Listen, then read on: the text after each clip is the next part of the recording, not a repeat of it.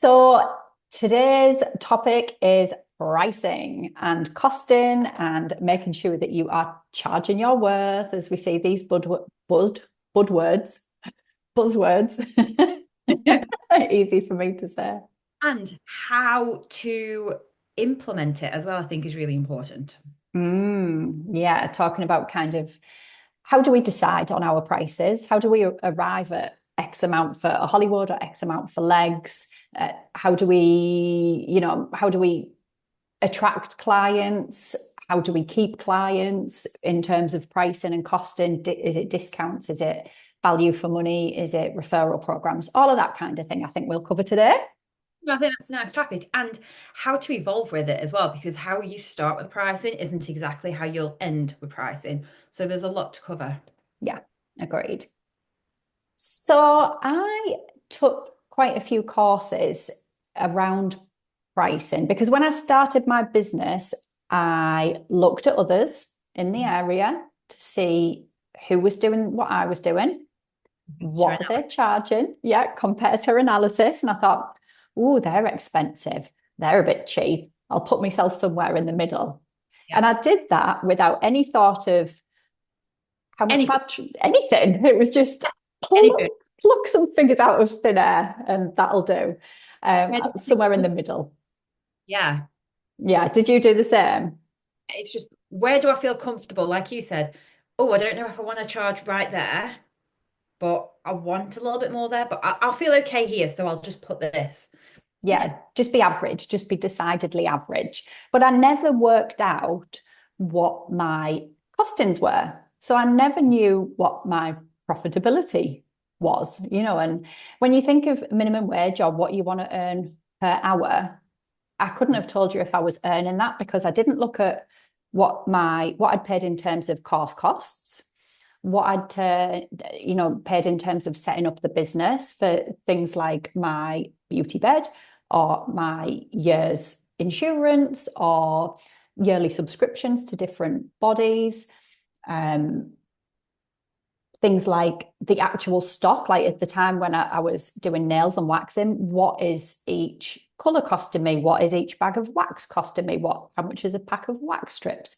I literally looked at other people's business and put myself in the middle and couldn't have told you what I was earning per hour because Yeah. of, it didn't add up at all. And you've got things that you don't even think about, like music license. Who even thinks about that? Maybe it's, especially nowadays, our phones or iPads for either advertising, making the calls, the booking system itself, your internet. Like already my mind's like do do do do do do do, and it just gets bigger and bigger and bigger. And when you factor all of these things in, and then you see the price that you need to charge, sometimes it makes you kind of go, oh. Or I'm at the price and I'm actually level, okay, but I'm not really making anything. Or Mm. sometimes you can go, oh, I'm way down here. And you want me to then charge this much? And like sometimes it can be scary to think that you've got to go from here and actually like whack an extra 10, £15 on just like that. And it's quite scary when you see the numbers if you're not starting out correctly at the beginning. That's the key. That is the key to work it all out and have some methodology behind it and some reasoning as well. Like, this is my price for, let's talk about Hollywoods. This is my price for doing a Hollywood.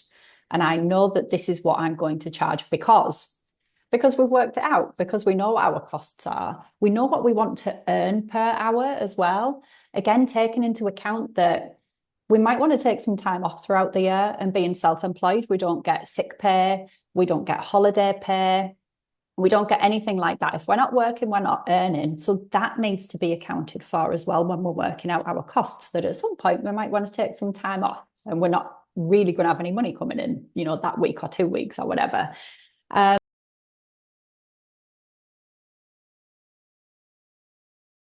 When you've just been talking about pricing and how much we want per hour, from when I started and you were younger and you had like you were on like £3 something an hour. Now the minimum wage of individuals in any industry, isn't it £11.45?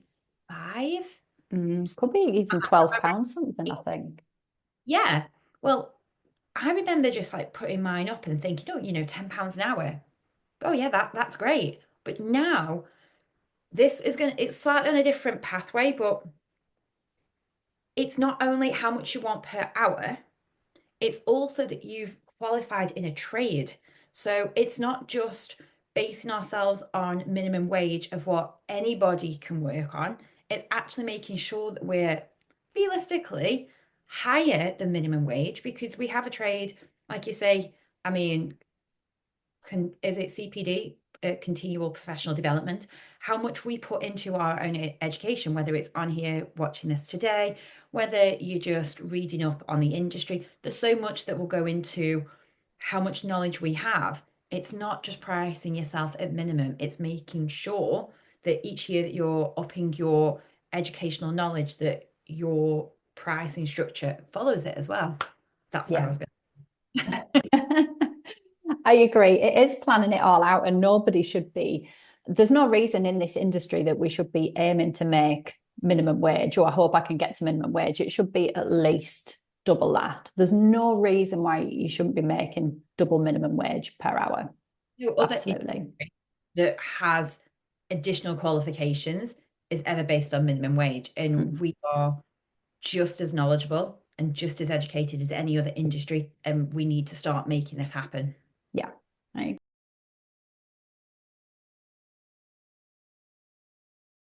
And I think it does come from mindset as well, because I see a lot about the groups I'm in on Facebook of whether in the past it's been nails or waxing or hairdressers. There's all kind of groups that I'm in on Facebook, and it's just me, it's just my little business, it's just my little salon. It's just and it's like, oh, it's not little. It's not little. You've trained to do this. You've got the skills. You're providing a service. And as well, when you're self-employed, you've got to look after your accounts, you've got to look after your budgeting, your marketing, your stock control. Maybe you do hire other people and you're the HR department, you're the PR to make sure that your business sounds and looks good. You've got to learn how to do reels.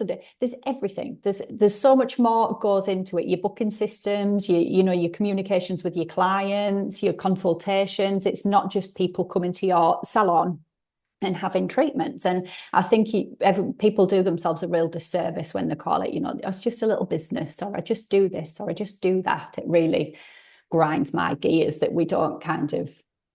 My lips are like this because I talk about this at work with my clients. So my pet peeve is the word just. I'm just going to Cornwall. I'm just going to England on holiday.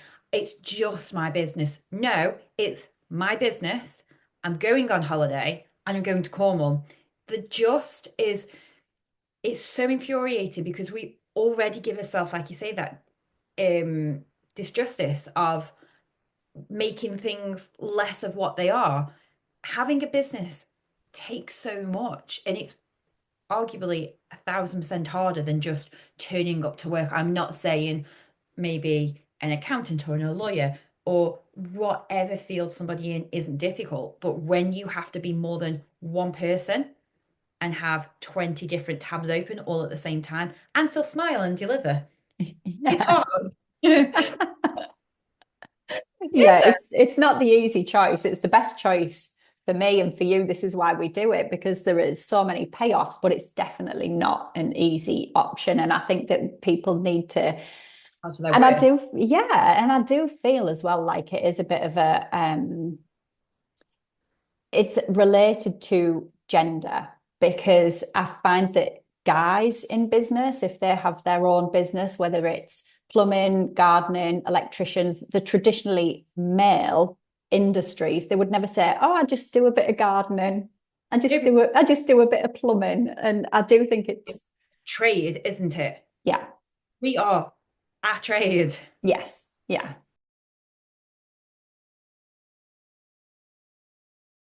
Also brings me on about pricing and structure and money and trade. I'm here for a new movement. I've been talking about this for a while. Those of us that have waiting lists and demand, Why are we the only trade that will just go, oh, go on, I'll work half an hour extra.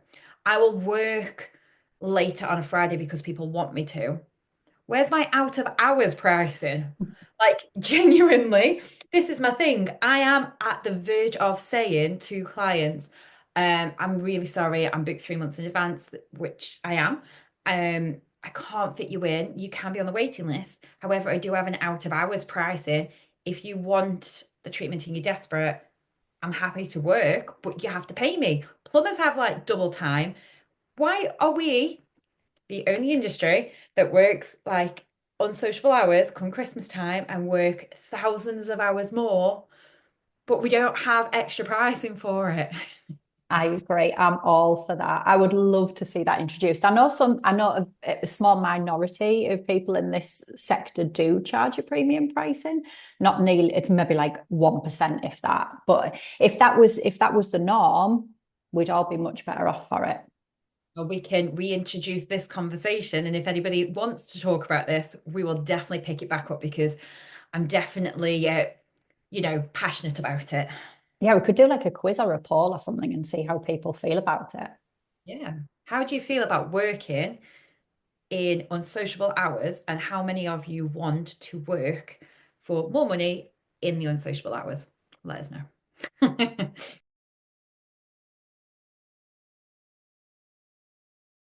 But then I also feel that we, especially in our industry, put our prices up with a huge story to say, this is why. I'm And so also, sorry. I've thought long and hard about this.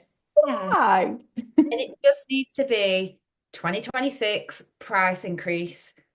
If I don't know, I know I take 2 weeks off over Christmas. So realistically for me, announcing it at the beginning of December to say come January, I'm actually listening to this and taking a little bit of my own medicine. Yeah. But come January, this is a new pricing structure. Mhm. Doesn't have to increase loads. It doesn't need an explanation or a story. It's just this is my pricing structure.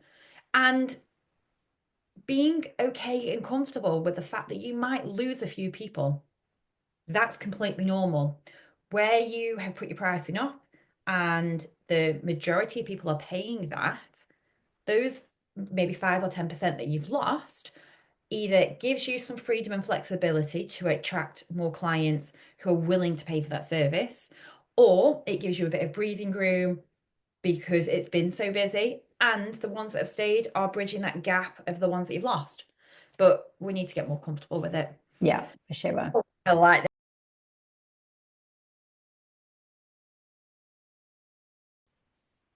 So absolutely.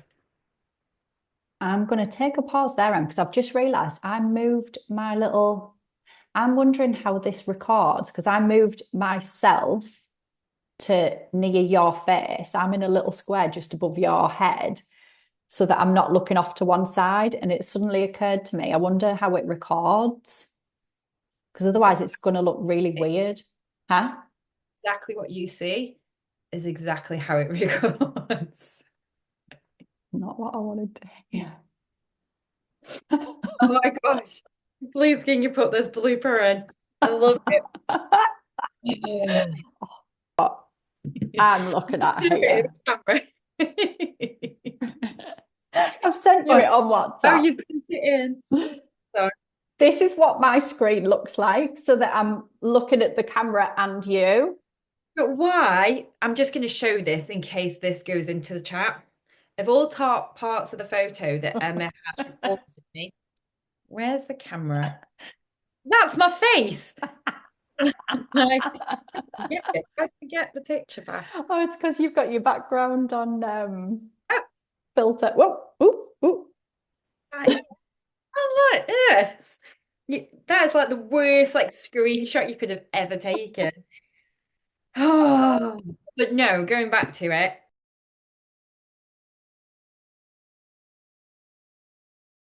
but I also feel it. It is Mm. terrifying knowing that you need to do your pricing and seeing the number change and thinking, oh, I'm going to have to do it. Because let's be honest, if you are still making a profit, but your costs have gone up, but you're still making a profit, but maybe just not as much as last year. There's a bit of you that can think, okay, I'm still making a profit. I'm still fine. I'm still okay. But then it's how far you're willing to go and that profit margin shorten before you need to post. So we all sit there as a business owner thinking it and knowing it and doing it. But I think we need these conversations as entrepreneurs to sort of pave the way and go, no, each year, each year we're going to do it. And each year we do need to do this structure and we do need to increase.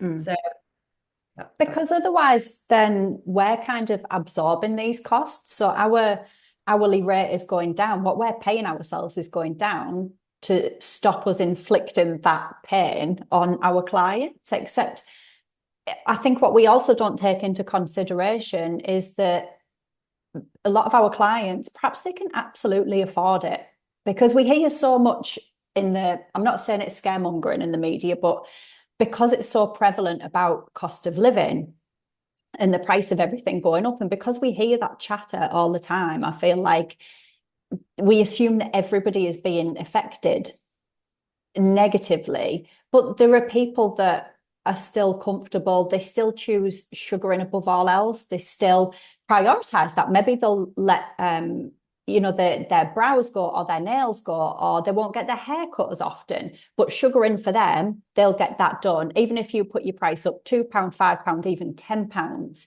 they're going to make that a priority to pay for that service because it's important to them. And I think if we're kind of wondering and going, oh, can they afford it? Really, that's not up to us. That's up to our clients to decide. And we just need to price accordingly. and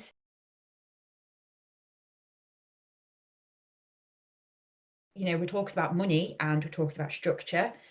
It might be that a client's what comes in for her leg sugaring, just before holiday, and you started talking to them and they realize that they've identified that their legs are smoother and softer when they have it done. They don't have to worry, and they like that they don't have the shadow.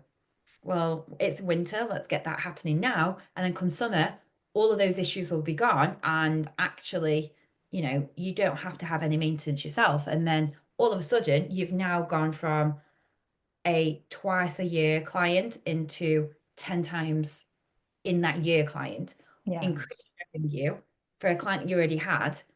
So you're just almost boosting what revenue you were creating in the first place. Yeah. So not only do we have to look at the structure of it, but it's how we implement it to get the most out of it day to day.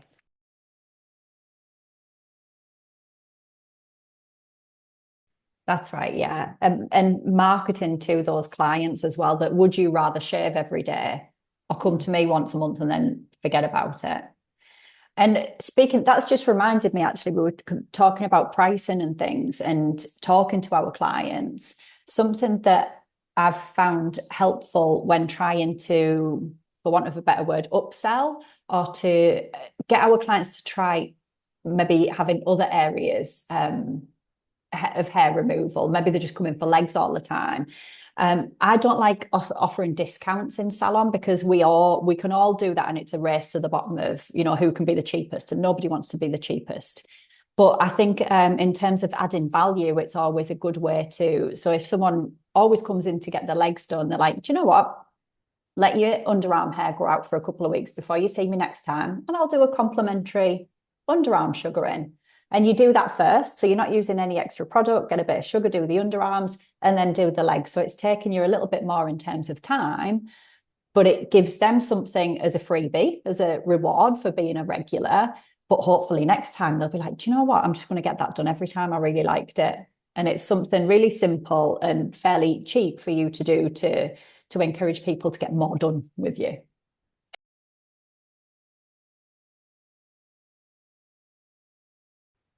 For my regular clients who are ticking all the boxes and they're coming in all the time, their prices stayed the same because actually, cost wise, I was absolutely fine. However, we know as sugarers that what does zap all of your time and effort and product is the new clients. But you need the new clients to become regular clients to keep everything ticking and turning. So actually, my new client intake went up. It takes longer, so I price it higher. And once they had committed to it for those few times, they would then drop down into cheaper. And then I've obviously kept them. So keeping money is great. It is easier on me. So that's great. And the client gets the discount. Mm. And if you don't keep up with it, I've gained more profit. Not necessarily gained more profit, but I haven't lost anything because they've paid for the privilege of not wanting to maintain it.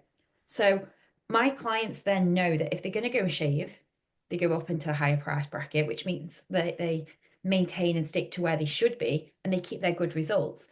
And again, talking about keeping it real, it's hard to implement when your regular clients either push the boundary after 6 weeks but want to come and pay, maintenance prices, or you see that they've shaved, you know it's hard work, they've not done their home care. And even though my booking system has like the disclaimer of for you to be in this category, you need to do this, this, and this. Sometimes your returning clients are the hardest clients because they don't read things anymore, or they just go, Mm. oh, I know what I do. And it's hard, but you do have to implement and just say, has this been shaven? And they'll go, oh God, I had a nightmare, X, Y, and Z.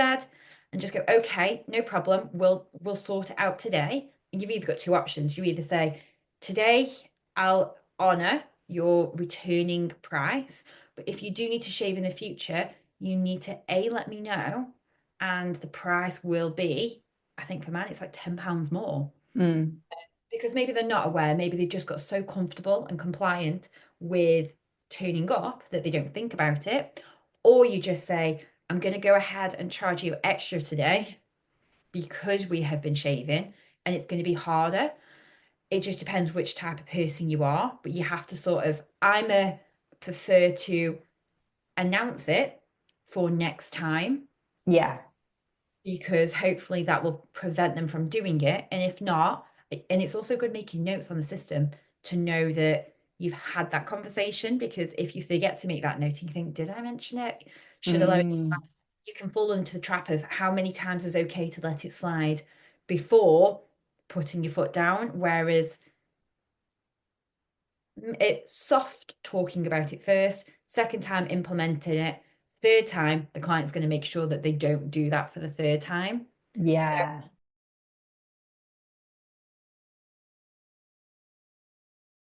if your client comes in every 4 weeks for a leg sugar, they want a leg sugar and they're happy to have a leg sugar, giving them something free that they already pay for is, in my eyes, completely pointless. So that would then suggest upgrading or upselling, which is obviously great. Now, I use a booking system and I've used a different booking system prior to this one. And I won't name names because there's plenty of systems out there. But my current booking system is on about bringing in like a reward system. So half of my body wants to like, oh, no, don't let it be, have nine, get your 10th one free. So, in the sort of topic of revenue, finance, upgrading, upselling, etc., I like to implement points, is the best way I can describe it. Generating points. So each service is so many points. So once you hit a like a tier of points, you can then come in for a complimentary service. Now, the way that I like to do this is it's a service that you've not had before. It has to be within a specific time frame. So mine's normally, Wednesday to Friday. And sometimes, especially with how busy I am, it's also in the quieter times, but it depends if you want to keep it easy. And so you have to have it with a paid service. It has to be in a specific time frame. And what's the other one? Something Collect they've not had done before. something they've not had done before. Thank you. My brain was going. So for me, they can have services that maybe aren't sugaring, but you can also just do it directly with sugar and, upgrade to a Brazilian for no additional cost. Or have your eyebrows done, sorry, maybe, and then come in for a free Brazilian or things like that. Clients love to have something that's new. Maybe it's been on the tip of the tongue, but they don't want to maybe fork out money and not know if they're going to enjoy it. But you can also do this with your clients buying products.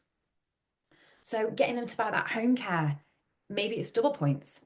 Maybe it would be the same price for them to buy it online or on certain search engines. But if they're buying it from you, they're obtaining more points, which is going to give them more prizes and something nice in the long run.